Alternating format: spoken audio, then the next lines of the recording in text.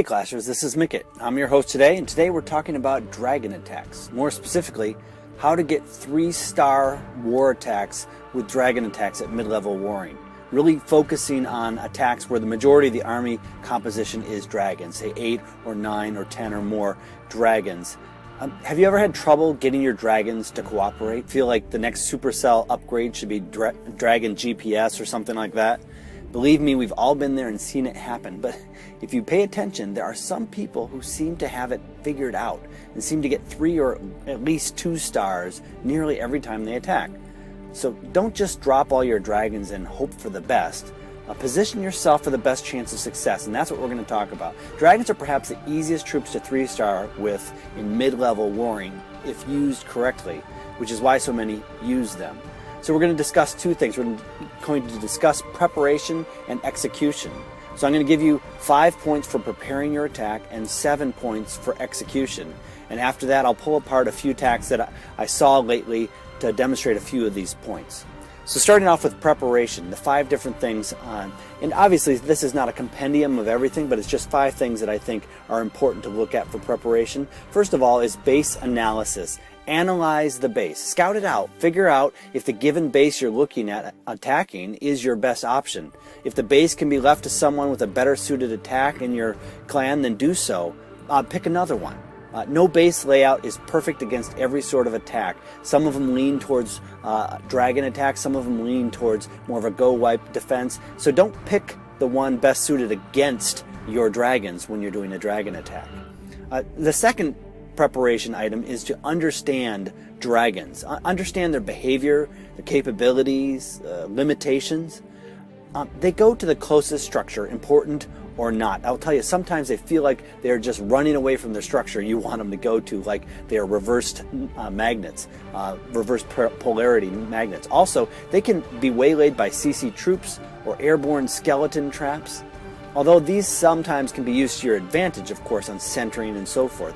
Also, air defenses, or I'll call them ADs, and seeker mines are the bane of dragons. Although others can hit them, the ADs are the most fearsome for the would-be dragoneer.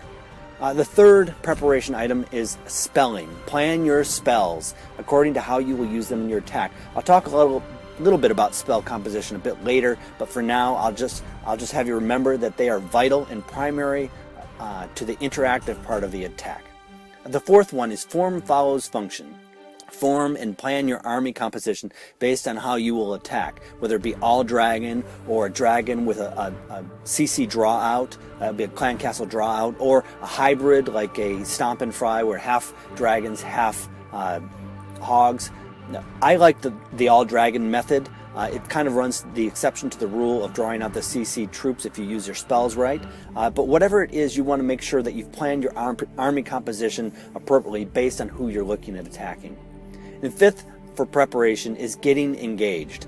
Figure out where the CC troops will engage your dragons and what might be in there as well. It doesn't matter as much what's in there unless it's fast or slow or it's going to throw off your troops. As I said, you can actually sometimes even use it to your advantage to center your dragons. But trying to figure out where those engage can make a big difference of how you go about attacking.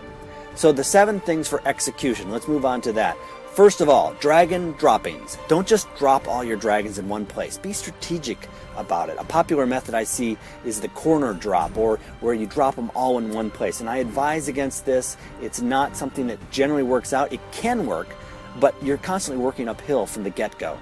Also, be careful when using them on CC troops. I've seen an entire level 1 dragon attack last only 10 seconds because they were dropped on a pack of wizards, which reduced them to cinders.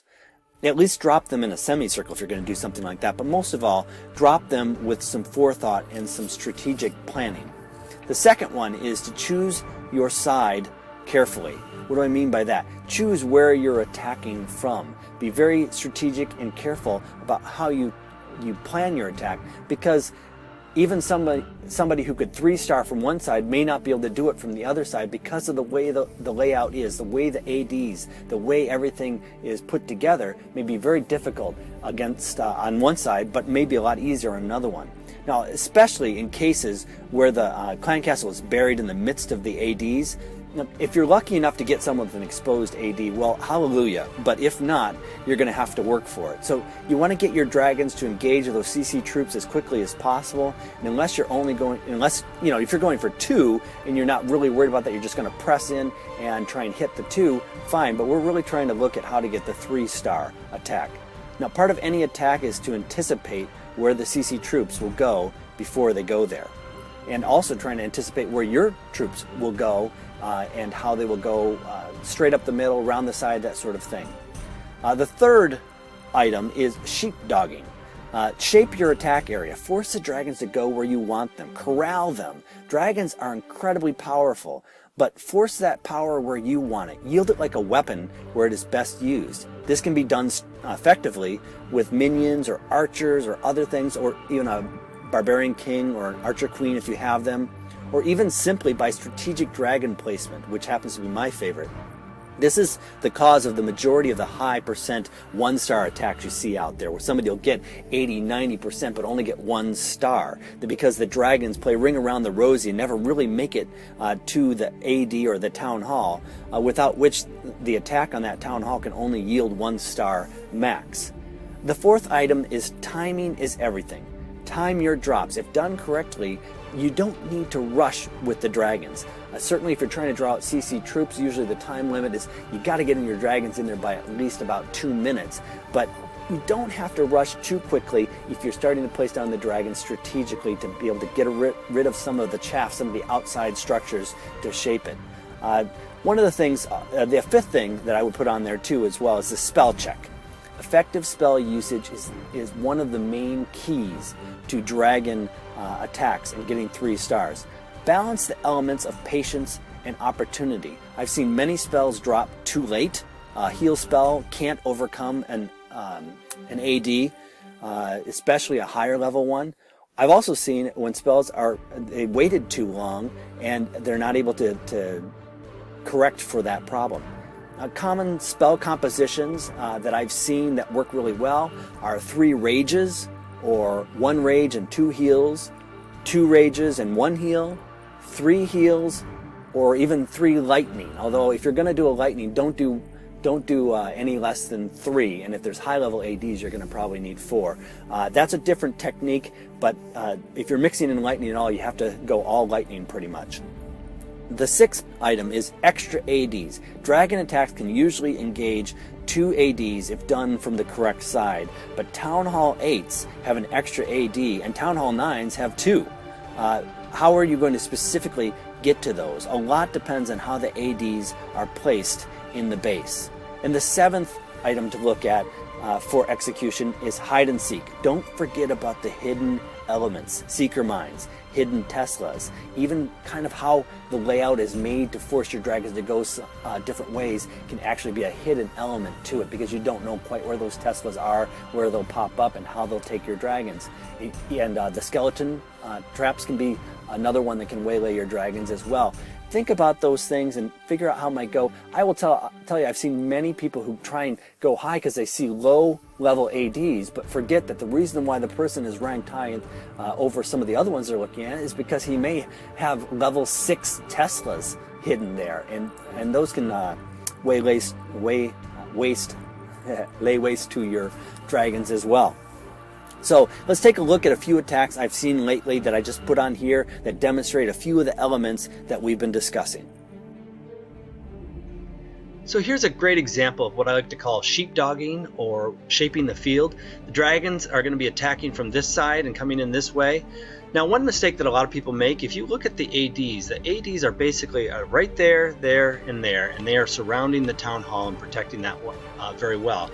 A mistake a lot of people make is trying to attack from the side opposite the ADs, which I think is a mistake, because what they'll do is they'll come in here and they'll get hung up in this area trying to hit the town hall or other structures. But meanwhile, all the that time the ADs are attacking those dragons. So I really think that's a mistake. So this attack comes from the correct side to hit in there and hit those ADs, so you can be able to maximize the spells use on the dragons. You can hit in there with some rage spells, a heal spell, and be able to hit all the dragons at once. But of course the key is to try and get all the dragons there in the first place. You see the field is way out here, and what you really want to do is to bring the field in farther so you can get rid of these outside parts here, or at least ignore them for a period of time while your dragons get in there. What he's going to do is he's going to come in and shape this with using his dragons. It's one of my favorite ways to do it. What he's going to do is he's going to place a dragon right there and right there, and it's going to shape the field because it's going to get rid of those corners so he doesn't have to come back for that later. And then the dragon will move in and get rid of that structure. Likewise, this dragon gets rid of those structures, and so he now has a much thinner field that he's working with. Now, whether the dragon goes next to this one or this one doesn't matter. He's going to get rid of those. What he's done is he's really shaped that field, and then he's going to take and drop all the rest of his dragons right in this way. After they have no way to go out that way, they have nothing to go to. They're going to go to the nearest structure. So they're going to take out these structures. Now, I've seen a lot of people try and take out those structures early. That actually causes if you take out these structures right where I'm putting this right now, you take those out early and your dragons will spread and go out that direction because they've gotten rid of the nearest things, and they go to the next nearest, which is out this way. And then you have your dragons coming in around the outside. You don't want to have that happen. So you want them to come up straight through the middle, and that's what we're going to see in this video. So let's take a look.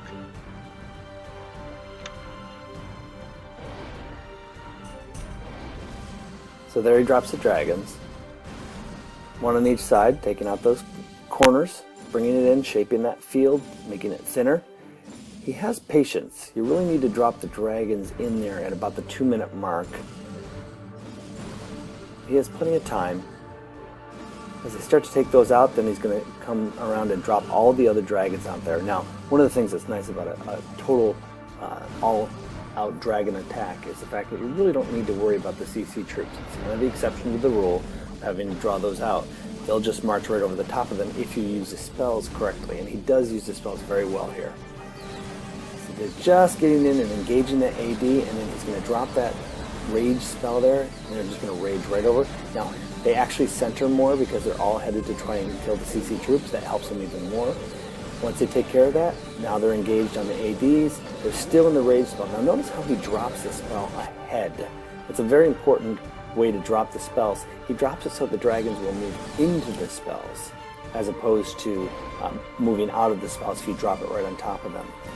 Here's another example, just to show you that this can be varied in different ways. You can see the attack is actually going to come from the northwest side on the flat side here, just trying to get rid of some of those outside using the Barbarian King and one dragon. And that one dragon's not going to go up the middle with the rest of them, but it's going to keep on shaping the field as it goes along there. Since there's no AD that can touch it, it stays pretty safe out there. And as these dragons start to engage, then we're going to use the spells to get in there farther. Another example here, just showing you that you can use hogs there to try and get rid of that AD, which was pretty far to the outside and exposed. That one's gone. There's only 2 left. Now this is an example of a 3 lightning spell one. And I wanted to show this to you to show you that this is a varied way to go about trying to have a spell composition. Now, you have to trust that your dragons are going to be able to get through at least one of the ADs. They usually can get through 2 ADs if the ADs are set up correctly. There wasn't any need to in this case because one of the ADs was left out kind of foolishly exposed, and so it could be taken care of without even worrying about that. There go the lightning spells, drops it out there, takes care of them. Remember we said earlier that you need to have at least three lightning spells. 3 lightning spells will take down everything except a really high level AD, and even 4 will take those down. But 3 is required though for pretty much any AD. So you got to bring those with you. But then you don't have those healing spells. You don't have the rage spells, but you don't really need them because the AD is the most fearsome thing for the dragons. Just to kind of finish this up with an example, I think this is a great example. As you see, going from the corner here, but thinning the field in such a way that all the dragons will go up there. Drops the dragons there, but you see how they have nowhere to go to the right and left. They're going to go straight up to the middle because that's where all the structures are left. As they go up there, he waits and waits. They're all grouped together. It's just a perfect grouping. Now when the CC troops come out, it actually centers them a little bit more. He drops those, the heal spell and the rage spell, and you see how they just stay right there. He's got every single one of those dragons captured in there. And they're just laying waste to the entire base right now. They hit the ADs, not much left on those, they're gone. There is that one AD left over there, but he has so many dragons left, and he has so many left in the center, and he throws down that additional rage spell. Hits the town hall, and you're going to see these dragons are just going to pop right over there. They're going to take out a few more buildings. They'll take out that AD, and he's golden from here on out. Really good job there. A nice job to keep all those guys in task, and you see how they went right up the center. So that's just another example. And I think there's lots of examples I could use, but those were just some I chose for those specific reasons. I hope that you've enjoyed this. I hope that it's helpful, the anatomy of a dragon attack. Obviously, it's not every part of it, but it's a few tips and pointers of how to go about trying to plan attacks so you can be getting 3 stars and be successful. Be sure to subscribe and click like. Keep clashing.